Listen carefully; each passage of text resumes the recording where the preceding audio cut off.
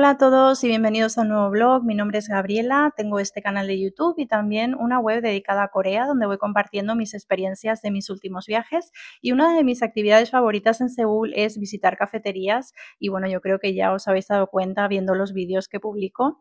Lo que no había hecho hasta ahora era un recopilatorio en un solo vídeo, sino que tengo dividido por blogs diarios en Seúl, pero me apetecía como poneros mis favoritas, así que he hecho un top 10 de las que he visitado en este último viaje, aunque también en el anterior visité muchas y hay algunas que me gustan incluso más que estas, pero bueno, voy a intentar recopilar esas fotos y vídeos a ver si puedo también incorporarlos en un segundo vídeo si os gusta este.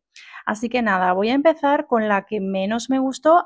Tengo que deciros que me gustaron todas, o sea que fue muy difícil elegir, pero bueno, por una serie de criterios ya veréis cómo vamos de la que menos a la que más. Entonces, estos criterios, vamos a empezar con lo que es el ambiente y el diseño de la cafetería, puramente visual, puramente estético y obviamente basado en mis gustos personales. También vamos a juzgar lo que es la calidad de la bebida y la comida y bueno, aunque yo no bebo café normalmente, sí que me he pedido refrescos, batidos, matcha, tartitas, así que bueno, vamos a juzgar qué tal era la calidad, que ya de por sí os puedo decir que suele ser muy buena en todos los sitios que he estado.